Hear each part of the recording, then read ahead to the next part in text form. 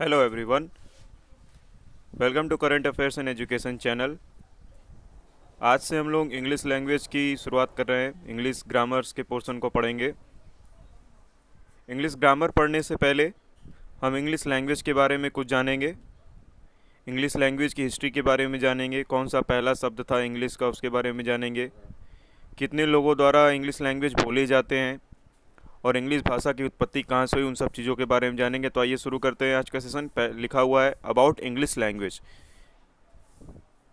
English is a Germanic language first spoken in early medieval England, which has become the leading language of international discourse in 21st centuries. English क्या है? Germanic language है जो कि पहली बार मध्यकालीन इतिहास में मध्यकालीन इंग्लैंड में बोला गया और जो कि 21वीं सदी का सबसे प्रचलित भाषा है। ये देखिए जर्मेनिक पीपल्स हैं। These are the Germanic peoples. It is named after the Angelus, one of the ancient Germanic peoples that migrated to Great Britain, that later took their name England. तो यह इंग्लिश का नाम एक Angeles है, जिसको कि एक एंजल नाम की जगह है, जो कि एक जहाँ पे जर्मनिक लोग माइग्रेट किए थे ग्रेट ब्रिटेन में, उससे पढ़ा, जिसके बेसिस पे इंग्लैंड का भी नाम रखा गया। Both name derived from Anglia, a peninsula on Baltic sea. तो ये जो इंग्लैंड है और जो इंग्लिश लैंग्वेज है, इन दोनों का नाम एंगिलिया पेनिनसुला के बेसिस पे रखा गया था। It is the language that is spoken in more than 67 countries, 27 non-sovereign states, Iceland nations, and various organizations like United Nations, European Union, ICC, International Monetary Fund, NATO, WTO and etc. ये ऐसा भाषा है जो कि 67 कंट्रियों द्वारा बोला जाता है, 27 नॉन सोवराइन स्टेट्स द्वारा बोला जाता है, जिसको कि हम लोग आइसलैंड नेशंस बोलते हैं, जैसे समोआ हो गया, कोकोस आइसलैंड्स हो गए, बरमूडा हो गया। तो ये सब क्या है? नॉन सोवराइन स्टेट्स हैं।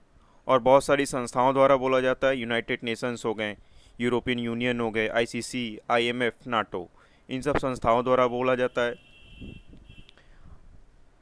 नेक्स्ट टॉपिक है हमारा, why do we study English as subject और लैंग्वेज। हम इंग्लिश को एक सब्जेक्ट के रूप में या फिर एक भाषा के रूप में क्यों पढ़ते हैं? तो जानते हैं इसके बारे में। Many reasons why learning a new language is a good idea. बहुत सारे ऐसे रीजन्स हैं जिसकी वजह से हमें नए नए भाषाओं को सीखने के लिए हमेशा प्रोत्साहित होते रहना चाहिए। पहला है, तो first one is it allows you to communicate with new people. अगर हम नई नई भाषाओं को जानेंगे, जिसमें से इंग्लिश भी एक हो सकती है, तो हम नए नए लोगों से बातचीत कर पाएंगे, अपने भाव विचारों को आदान प्रदान कर सकते हैं, एक दूसरे से, एक व्यक्ति से दूसरे व्यक्ति तक पहुंचा सकते हैं। पहला reason. Second reason is it helps you to see things from a different perspectives और get a deeper understanding of another culture.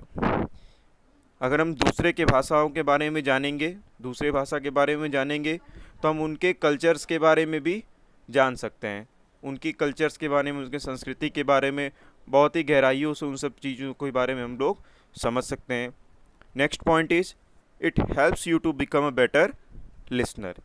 अगर हम भाषाओं को जानेंगे तो वो हमें एक अच्छा श्रोता बना सकते हैं। सपोज़ करिए हमारे सामने एक कोई न्यूज़ चैनल है जो कि इंग्लिश में बोल रहा है और हमें इंग्लिश अगर नहीं आती हो, तो क्या हम उसके इन्फॉर्मेशंस को समझ पाएंगे? नहीं समझ पाएंगे। इसीलिए कह रहा है कि it helps you to become a better listener. Background music थोड़ा है, उसे इग्नोर करिएगा। It also have health benefits. Research shows that who have speaks 2 और more languages have more active minds later in life. इससे स्वास्थ्य के लिए भी लाभदायक है। वो कैसे? तो एक रिसर्च में कहा गया है कि जो भी व्यक्ति 2 या 2 से अधिक भाषाओं का उपयोग करते हैं या जिनको 2 या 2 से अधिक भाषाएं बोलने आती है, वो आगे चल के अपने जीवन में बहुत ही एक्टिवली हर काम में पार्टिसिपेट करते हैं, उनके जो मस्तिष्क है बहुत अच्छे से काम करता है। तो ये बेनिफिट्स हैं। About 1348 million people speaks English language. तो करीब करीब 1.3 billion people, more than that, इससे भी अधिक लोग इंग्लिश लैंग्वेज को बोलते हैं, अंग्रेजी भाषा को बोलते हैं। It also helps to find more job opportunities. अगर हमें इंग्लिश लैंग्वेज आते हैं तो मोर डिमांडिंग लैंग्वेज है जॉब सेक्टर में, अपॉर्चुनिटीज़ में, कॉर्पोरेट वर्ल्ड में। तो इससे हमें इन सब चीज़ों में भी मदद मिलती है। अगर हम इंग्लिश लैंग्वेज जानते हैं तो हमारे लिए जो जॉब है, जो नौकरियों की जो अपॉर्चुनिटीज़ होती है, मौके होते हैं, वो अधिक होते हैं। How to learn English language. अब मुद्दे की बात यह है कि हम कैसे इंग्लिश लैंग्वेज को या फिर एज ए सब्जेक्ट इंग्लिश को कैसे पढ़ें, उसके बारे में समझते हैं। First is place the labels around your home, grammar और vocabulary. Place the labels means what, अपने रूम में, अपने आसपास जहाँ पे आप समय स्पेंड करते हैं, चाहे वो ऑफिस का कैबिन हो, चाहे वो रूम हो, उस जगहों पे आप ग्रामेटिकल पोर्शन को या फिर वोकेबलरी वर्ड्स को स्टिक करें अपने आसपास, ऐसे शब्दों से हर जगह पे उस चीज़ को चिपकाए लगाएं, जिससे कि आपको मेमोराइज़ करने में वो वर्ड को और ग्रामेटिकल पोर्शन को आसानी हो, जिसकी मदद से आपको जो भी इंग्लिश के रूल्स हैं उसको टैकल करने में आसानी हो। स्टार्ट अ ब्लॉग और journal, write as much as you can to develop your writing skills. Next point है, आप ब्लॉग लिखना शुरू करिए, जर्नल लिखना शुरू करिए। आप जितना ज़्यादा लिखेंगे उतना ज़्यादा आपकी राइटिंग स्किल जो है, लिखने की जो क्षमता है, कार्यशैली है, वो बहुत ही अच्छे से डेवलप करेगी। तो आजकल बहुत सारे ब्लॉगिंग वेबसाइट्स भी आ चुके हैं और कितने जर्नल्स वगैरह भी पब्लिश किए जा रहे हैं, तो उसमें भी आप कोशिश कर सकते हैं। Next topic, change your phone settings, read your interest in English. Phone setting, smartphone आज के समय में आज सभी के पास है, उसमें लैंग्वेज में सेटिंग करिए। जो भी नोटिफिकेशन आ रहे हैं, मैसेजेस आ रहे हैं, चाहे वो मोबाइल कंपनी के द्वारा मैसेज आ रहे हो, चाहे वो आपके ऑफिस से मैसेज आ रहे हो, चाहे वो आपके फ्रेंड से मैसेज आ रहे हो, जो भी सोशल नेटवर्किंग साइट्स हैं उससे मैसेज आ रहे हो, तो वो उसको इंग्लिश में कन्वर्ट करिए। इंग्लिश लैंग्वेज में कन्वर्ट करेंगे तो इससे आसानी होगी हमें इंग्लिश सीखने में। राइट समरीज और लिसन पॉडकास्ट।